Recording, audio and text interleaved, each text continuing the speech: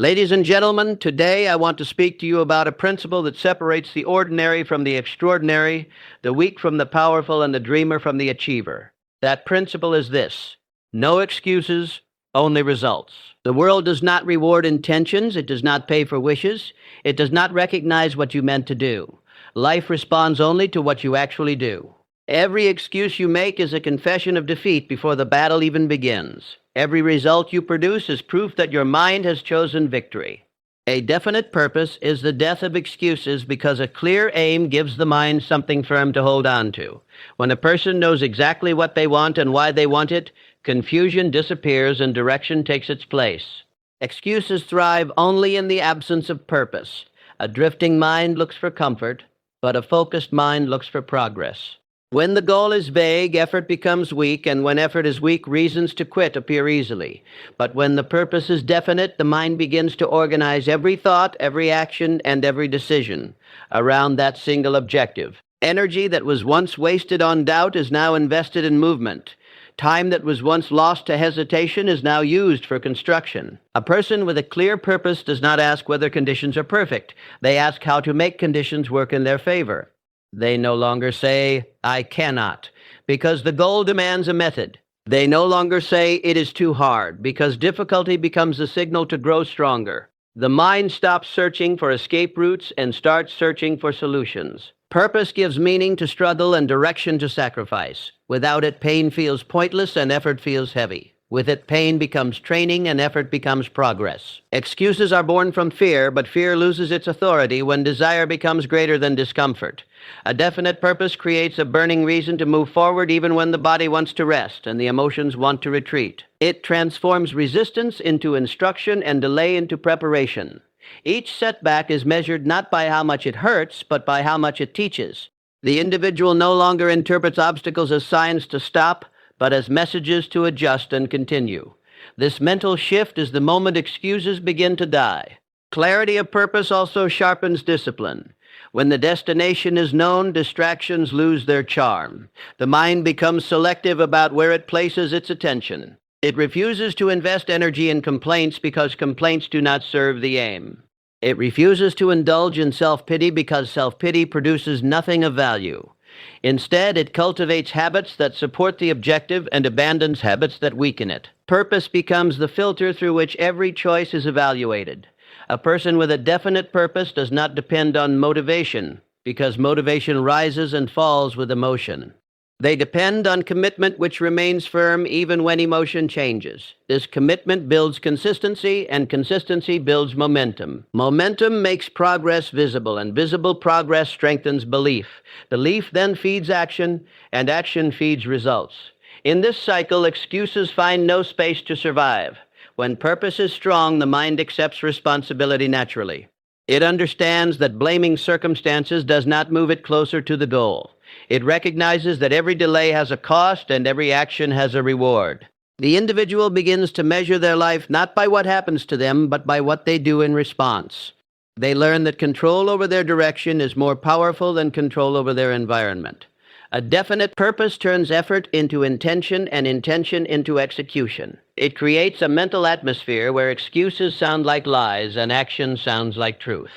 It trains the individual to replace "why I can't" with "how I will." It builds a character that stands firm in uncertainty and moves forward in resistance.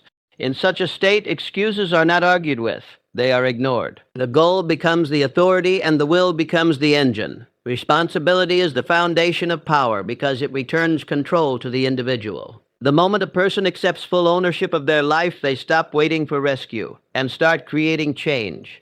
Blame weakens the mind by convincing it that success depends on something outside itself.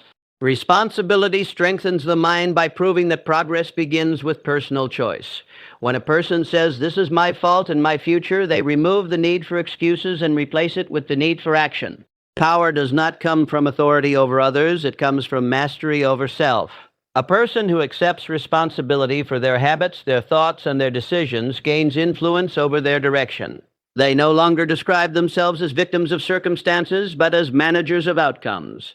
This shift is not easy because it forces the mind to face its own errors. Yet within that discomfort is the seed of growth. Each mistake becomes a lesson instead of a wound. Each failure becomes instruction instead of evidence of defeat.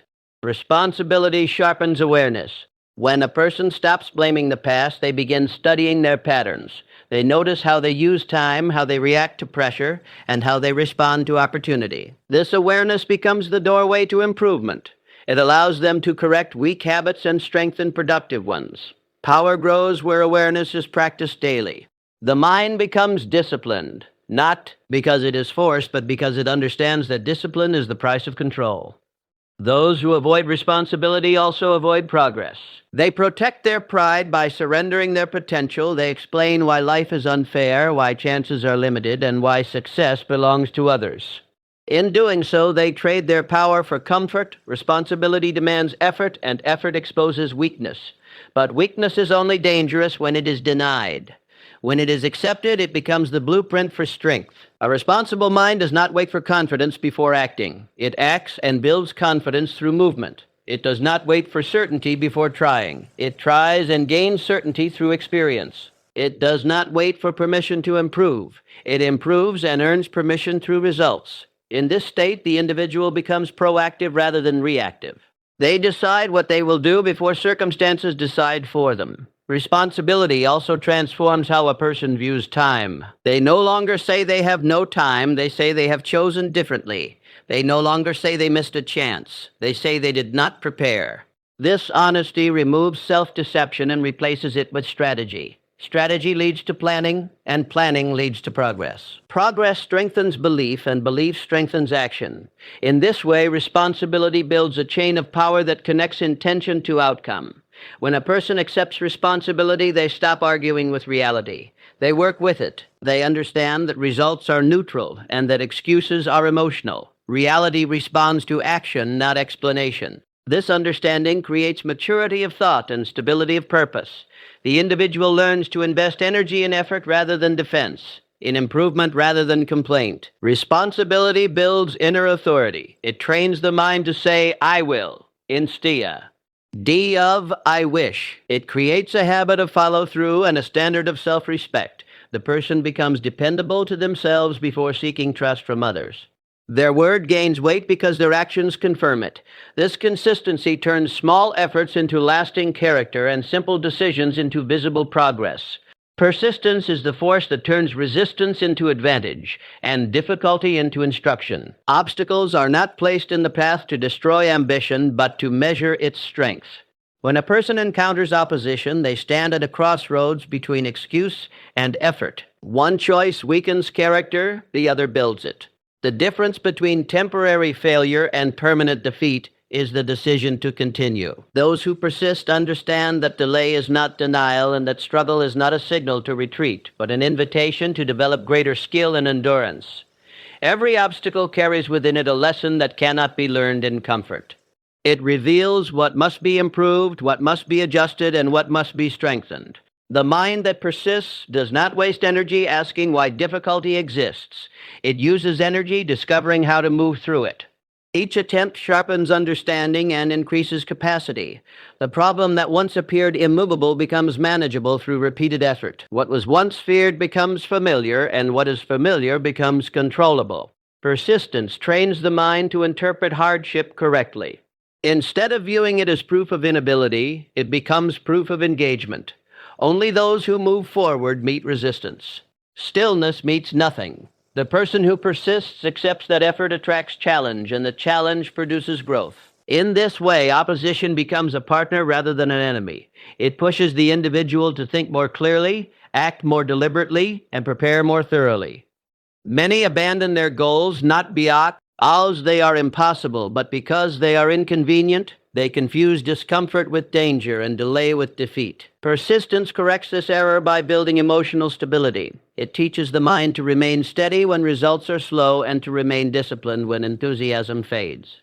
This steadiness transforms effort into habit and habit into character. Character then becomes the foundation upon which achievement rests. Obstacles also reveal commitment. Desire spoken is common, but desire demonstrated is rare. Persistence is the demonstration. It proves that the goal is not a temporary interest, but a permanent intention. Each refusal to quit strengthens self-trust. The individual begins to believe in their own word because they witness their own endurance. This belief becomes fuel. It turns fear into caution instead of paralysis, and doubt into evaluation instead of retreat. The persistent mind does not argue with failure, it studies it. It extracts instruction from mistakes and converts loss into strategy. What did not work becomes information. What caused pain becomes training. In this process, progress may appear slow, but it is deep. It is not built on luck, but on learning. It is not dependent on favorable conditions, but on developed ability. Obstacles also refine desire. They separate wish from will. The mind that persists no longer chases easy victories. It commits to meaningful ones. It learns to value endurance over excitement and preparation over impulse. This discipline creates internal order. Thought becomes aligned with action, and action becomes aligned with purpose.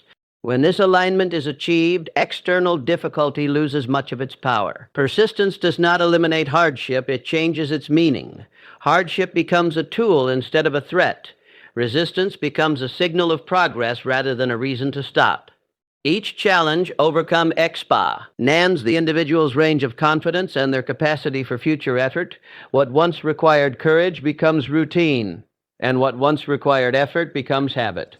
In this transformation, the obstacle does not disappear, but its effect is reversed. It no longer blocks the path, it strengthens the traveler. Thoughts are the architects of action, and action is the builder of results. Every outward achievement begins as an inward decision. The mind first accepts an idea, then forms a belief around it, and finally expresses that belief through behavior. If the thought is weak, the action will be hesitant. If the thought is confused, the action will be scattered, but when the thought is clear and disciplined, the action becomes direct and purposeful. In this way, the quality of results is always a reflection of the quality of thinking that produced them. The mind constantly gives instructions to the body. It tells it when to try and when to retreat, when to persist and when to pause. A mind trained to expect difficulty will prepare for effort. A mind trained to expect failure will prepare for retreat. This is why control of thought is the first form of control over destiny. One cannot consistently act beyond the limits of what they believe is possible. Belief sets the boundary of behavior, and behavior sets the boundary of achievement. When thoughts are allowed to drift without direction, action becomes reaction. The individual responds to events instead of shaping them. They move according to mood rather than purpose. This creates inconsistency, and inconsistency creates unstable results. But when thoughts are guided by intention, action becomes deliberate. The person no longer waits to feel ready. They act because the plan demands it. They no longer follow impulse, they follow principle. In this state, effort becomes organized and progress becomes measurable. Negative. E-thinking weakens action by introducing hesitation. It multiplies risk in the imagination and minimizes ability in the mind. Each doubtful thought removes energy from movement. Each fearful image reduces willingness to try. Over time, this habit of thinking teaches the individual to avoid challenge rather than confront it. The body obeys the mind's command to protect itself, and protection becomes stagnation. In contrast, constructive thinking strengthens action by giving the mind permission to attempt. It frames challenge as opportunity and effort as investment. It does not deny difficulty, but it refuses to exaggerate it. Thoughts also determine endurance. When the mind interprets effort as suffering, the body seeks escape. When the mind interprets effort as progress, the body tolerates strain. This interpretation is a choice repeated until it becomes automatic. Through repetition, the mind forms patterns, and patterns become habits. Habits of thought produce habits of action, and habits of action produce patterns of results. In this chain, the first link is always thought. Direction of thought shapes use of time. A scattered mind spends time, but a focused mind invests it. One wanders from task to task, the other commits to completion. One seeks relief, the other seeks return. This difference is not found in talent, but in mental discipline. The disciplined mind asks what must be done before asking what feels good. It postpones comfort to secure progress. It understands that action guided by purpose is stronger than action guided by emotion. As thinking becomes ordered, action becomes efficient. Energy is no longer wasted on hesitation or internal conflict. The individual moves with clarity, knowing why each step is taken. This clarity builds confidence not because success is guaranteed, but because direction is chosen. Even when results are delayed, the mind remains steady because the path is understood. Doubt loses its grip when thought and action agree. The relationship between thought, action, and result is exact and dependable. Change the thought and action changes. Change the action and the result changes. No circumstance can permanently overpower a mind that directs itself. In this discipline, the individual learns that their greatest tool is not luck or chance, but the daily command of their own thinking and doing. Discipline is stronger than motivation because discipline does not depend on feeling. It depends on decision. Motivation rises and falls with emotion, energy, and circumstance, but discipline remains steady because it is built on principle. A person who waits to feel inspired will act only when conditions are pleasant. A person who lives by discipline will act regardless of comfort. In this difference lies the separation between intention and execution. Discipline creates a structure for effort, and within that structure, progress becomes predictable rather than accidental. Motivation speaks to desire, but discipline speaks to duty. Desire can be delayed by fear, distraction, or fatigue. Duty continues even when desire is silent. The disciplined mind understands that action must come before emotion. It does not wait for confidence. It works until confidence appears. It does not wait for clarity. It moves until clarity is formed. Through repetition, effort becomes normal and resistance becomes less persuasive. What once felt heavy becomes familiar, and what is familiar becomes manageable. Discipline also protects against impulse. Impulse seeks relief, pleasure, and escape. Discipline seeks order, purpose, and growth. Without discipline, a person becomes a servant to mood. When energy is high, they work. When energy is low, they retreat. This pattern creates inconsistency, and inconsistency creates unstable results. Discipline interrupts this cycle by creating standards of behavior that do not change with feeling. It teaches the mind to act according to plan rather than appetite. A disciplined routine trains the will. Each small act of self-control strengthens the ability to choose effort over ease. Over time, these choices accumulate into character. Character then becomes the silent force that guides behavior without constant struggle. The individual no longer debates whether to work, they simply work. They no longer negotiate with procrastination, they replace it with procedure. In this way, discipline removes drama from progress and replaces it with rhythm. Motivation can begin a journey, but discipline finishes it. Motivation can set a goal, but discipline builds the road. When obstacles appear, motivation often searches for encouragement, while discipline searches for adjustment. The disciplined mind does not ask whether the task is enjoyable. It asks whether the task is necessary. This practical view prevents emotional reasoning from controlling outcomes. It keeps effort aligned with purpose rather than preference. Discipline also strengthens self-respect. When a person does what they said they would do, even when it is difficult, they build trust with themselves. This trust becomes inner stability. They no longer rely on external approval to feel capable. Their confidence grows from consistency, not applause. Each fulfilled commitment becomes proof of control over their own direction. The disciplined person understands that freedom is not found in avoiding structure, but in mastering it. Structure provides space for creativity and progress by removing chaos and indecision. It simplifies choices and conserves energy. Instead of deciding daily whether to try, they decide once and then follow through. This saves mental effort for improvement rather than debate. In Tim, discipline reshapes desire. What once felt forced becomes preferred. The mind learns to associate effort with progress and progress with satisfaction. Pleasure is no longer tied only to rest, but also to completion. This shift creates independence from mood and dependence on method. Action becomes reliable, results become repeatable, and growth becomes steady rather than sudden.